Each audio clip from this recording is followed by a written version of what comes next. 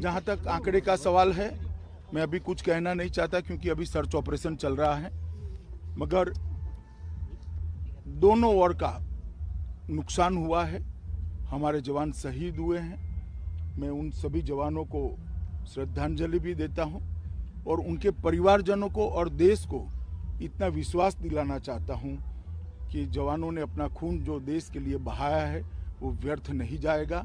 हमारी लड़ाई और मजबूती के साथ और मक्कमता के साथ और तीव्रता के साथ इन नक्सलियों के खिलाफ चालू रहेगी और हम इसको परिणाम तक ले जाएंगे। धन्यवाद। नमस्कार, आप देख रहे हैं खबर प्याली। मैं हूं श्रुति श्रीवास्तव। आज हम आपको नक्सलवाद की एबीसीडी समझाएंगे। क्यों? तो ये आपको बताते हैं। छत्तीसगढ़ में नक्सली हमले और उसके वक्त ने एक बार फिर कई सवाल खड़े कर दिए हैं। तमाम बड़े प्रयासों और बदलते भारत की बड़ी शक्ति को ये हमला न केवल आईना दिखा देता है, बल्कि इंटरनल सिक्योरिटी के लिहाज से हमारे सामने एक बड़ी चुनौती ही है। इसे भी सबके सामने रख देता है। देश के 5 राज्यों में चुनाव चल रहे हैं, कोरोना के लेकर सख्ती है, पहरा है। ऐसे में छत्तीसगढ़ में लाल सलाम यानी कि नक्सलियों का इतनी बड़ी वारदात कर देना हमारे सिस्टम की कलई खोलता है। कई लोग इसे चुनाव से जोड़कर भी देख रहे हैं। पिछले कुछ दिनों से लगातार ऑपरेशन चलाकर कार्रवाई के कारण हाशिए पर गए नक्सली अपनी ताकत साबित करने के लिए इसे सही वक्त मान रहे थे। ये उन हमलों की हकीकत किसी सियासी हित से जुड़ी इन तमाम सवालों के बीच मुद्दा फिर से देश में नक्सलवाद का और उसके खतरे का है। दरअसल छत्तीसगढ़ के बीजापुर में शनिवार को माओवादियों के साथ हुई मुठभेड़ में मारे गए जवानों की संख्या बढ़कर 22 हो गई है। वहीं एक जवान शनिवार को मुठभेड़ के बाद से ही लापता है। गृह मंत्री अमित शाह ने मुठभेड़ के बाद मौजूदा हालात की दिल्ली में वरिष्ठ अधिकारियों के साथ समीक्षा बैठक की है और कड़ी कार्रवाई की निर्देश भी दिए हैं। लेकिन बार बार जवानों की मौत ने नक्सलियों के समस्या के समाधान पर फिर से रणनीति बनाने के लिए सोचने पर मजबूर कर दिया है। छत्तीसगढ़ में ये समस्या तो पहले से ही बड़ी है, लेकिन आज की इस वारदात को समझने के लिए आपको नक्सलवाद को समझना होगा। दरअसल नक्सलवाद शब्द की भारत में शुरुआत पश्चिम बंगाल के नक्सलवाड़ी गांव से हुई थी। भारतीय कम्युनिस्ट पार्टी के नेता चारू मजुमदार और कानू सान्याल ने 1969 में सत्ता के खिलाफ एक हथियार बंद आंदोलन शुरू किया। मजुमदार चीन के कम्युनिस्ट नेता माओ त्से तुंग के बड़े फैन थे। इसी कारण यूपी नक्सलवाद को माओवाद भी कहा जाता है। 1968 में Communist Party of Marxism and Leninism यानी कि सीपीएमएल का गठन किया गया, जिनके मुखिया दीपेंद्र आचार्य थे। यह लोग मार्क्स और लेनिन के सिद्धांत पर काम करने लगे। आंदोलनकारी नेताओं का मानना था कि जमीन उसी को जो उस पर खेती करे। नक्सलबाड़ी से शुरू हुआ इस आंदोलन का प्रभाव पहली बार तब देखा गया जब पश्चिम बंगाल से कांग्रेस को सत्ता में बाहर होना पड़ा। इस आंदोलन का ही प्रभाव था कि 1977 में पहली बार पश्चिम बंगाल में कम्युनिस्ट पार्टी सरकार के रूप में आई और ज्योति बसु मुख्यमंत्री बने। सामाजिक परिवर्तन के लिए शुरू हुए इस आंदोलन में कुछ सालों के बाद राजनीति का वर्चस्व बढ़ने लगा और आंदोलन जल्द ही अपने मुद्दों और रास्तों से भटक गया। जब यह आंदोलन फैलता हुआ बिहार पहुंचा, तब यह अपने मुद्दों से पूरी तरह भटक चुका था। अब यह लड़ाई जमीनों की लड़ाई न रहकर जातीय वर्ग की लड़ाई शुरू हो चुकी थी। यहां से शुरू होता है हाई क्लास और मीडियम क्लास के बीच का उग्र संघर्ष, जिससे नक्सल आंदोलन ने देश में नया रूप धारण किया।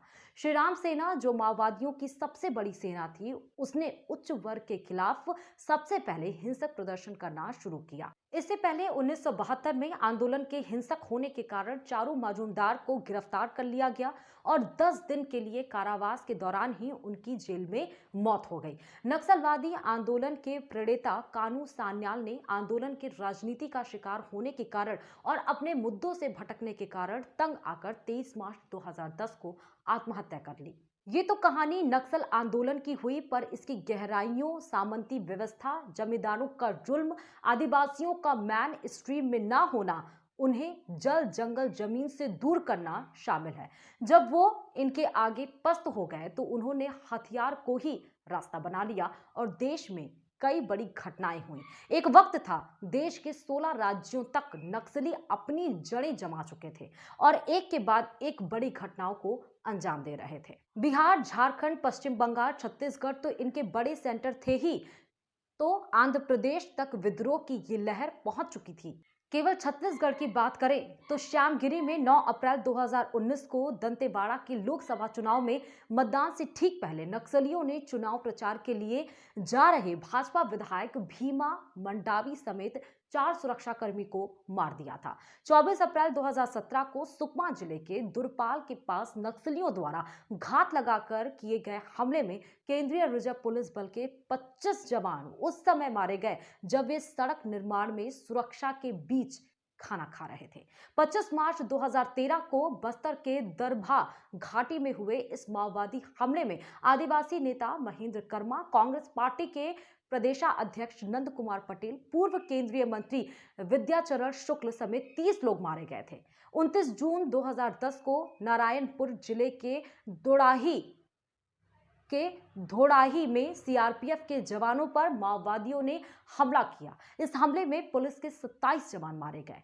17 मई 2010 को एक यात्री बस में सवार होकर दंतेवाड़े से सुकमा जा रहे सुरक्षा बल के जवानों पर माओवादियों ने बारूदी सुरंग लगाकर हमला किया था, जिसमें 12 विशेष पुलिस अधिकारी समेत 36 लोग मारे गए थे। 6 अप्रैल 2010 को बस्तर के ताड़मेटला में सीआरपीएफ के जवान सर्चिंग के लिए निकले थे, जहां संदिग्ध माओवादियों ने बारूदी सुरंग लगाकर 76 जवानों को मार डाला था। 12 जुलाई 2019 को राजनंदा गांव के मानपुर इलाके में माओवादियों के हमले की सूचना पाकर पहुंचे पुलिस अधीक्षक विनोद कुमार चौबे समेत 29 पुलिसकर्मियों पर माओवादियों ने हमला बोला और उनकी हत्या कर दी। 9 जुलाई 2007 को एर्राबोर के उर्पलमेटा में सीआरपीएफ और जिला प्रशासन का बल माओवादियों की तलाश करके वापस बेस कैंप लौट रहा था। इस दल पर माओवादियों ने हमला बोला, जिसमें 23 पुलिसकर्मी मारे गए।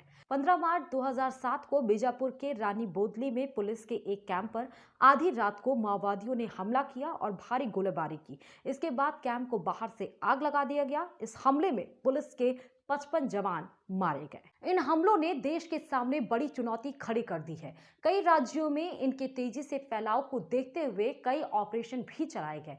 सबसे पहले बात स्टीपेलचेस अभियान की, जो साल 1971 में चलाया गया। इस अभियान में भारतीय सेना तथा राज्य पुलिस ने भाग लिया था। अभियान के दौरान लगभग 20,000 नक्सली मारे गए थे।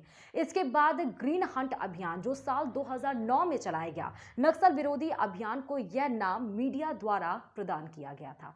इस अभियान में पैरामिलिट्री बल और पुलिस ने भाग लिया। यह अभियान छत्तीसगढ़, झारखंड, आंध्र प्रदेश तथा महाराष्ट्र में चलाया गया।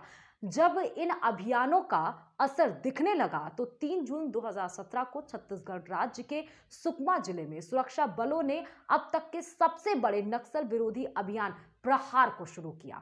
सुरक्षा बलों द्वारा नक्सलियों के चिंता गुफा में छिपे होने की सूचना मिलने के पश्चात इस अभियान को चलाया गया था। अभियान में 3 जवान शहीद हो गए। 15 से 20 नक्सलियों के मारे जाने की सूचना थी। 25 जून 2017 को इस अभियान को समाप्त किया गया था। कहानी यहीं तक नहीं है, अब इसमें नया पेच ये है कि ये शहरों में भी पहुंच रहा। आपने भी पिछले कुछ समय में शहरी नक्सलवाद या अर्बन नक्सलिज्म सुना होगा। शहरी नक्सलवाद से मतलब उन शहरी आबादी में रहने वाले लोगों से है जो डायरेक्ट तो नक्सलवादी नहीं है, लेकिन वो नक्सलवादी संगठनों की मदद करते हैं। जब सीमा पर हम चीन और पाकिस्तान से निपटने के पुख्ता इंतजाम कर रहे हों, तो आंतरिक सुरक्षा के मोर्चे पर नक्सलवाद बड़ी समस्या बना हुआ है, जिसके लिए सरकारी प्रयासों की अब तक बात करें तो 2006 में तत्कालीन प्रधानमंत्री ने इसको राष्ट्र की आंतरिक सुरक्षा के लिए सबसे बड़ी चुनौती बताया था, जिसके बाद गृह मंत्रालय ने नक्सलवाद की समस्या से निपटने के लिए एक अलग प्रभाग भी बनाया गया। सरकार वामपंथी चरमपंथ से प्रभावित क्षेत्रों में बुनियादी ढांचे, कौशल विकास, शिक्षा, ऊर्जा और डिजिटल कनेक्टिविटी के विस्तार पर काम कर रही है, जिससे असमानता के कारण नक्सलियों से जा मिलने वालों को मुख्य धारा से जोड़ा जा सके। रोशनी और समाधान नाम की योजनाओं से नक्सली क्षेत्रों में युवाओं को रोजगार और सामाजिक बदलाव को धार दिया जा रहा है। जानकारों की नजरों में नक्सलवाद सियासी दलों का एक चुनावी तवा है, जिस पर मौका मिलते ही रोटी सेकने की कोशिश की जाती है। ऐसा इसलिए भी कहा जाता है क्योंकि हमारी सरकारें लगातार संविधान की 5वीं अनुसूची को तरजीह देने से थोड़ा कतराती रही है। गौरतलब है कि इस अनुसूची में अनुसूचित क्षेत्रों और अनुसूचित जनजातियों के प्रशासन और नियंत्रण से जुड़े मामले आते हैं, लेकिन अमल के नाम पर कुछ नहीं होता। साल गुजरते हैं, घटनाएं होती हैं, हमारे जवान जान गंवाते हैं, पर समस्या का अंत नहीं होता। अब इन हमलों ने फिर से रेड अलर्ट कर दिया है कि लाल सलाम पर कसी जाए लगाम। तो आज हमने आपको नक्सलवाद की पूरी ABCD बताई। किसी और मुद्दे के साथ आपके बीच हाजिर होंगे, तब तक के लिए नमस्कार।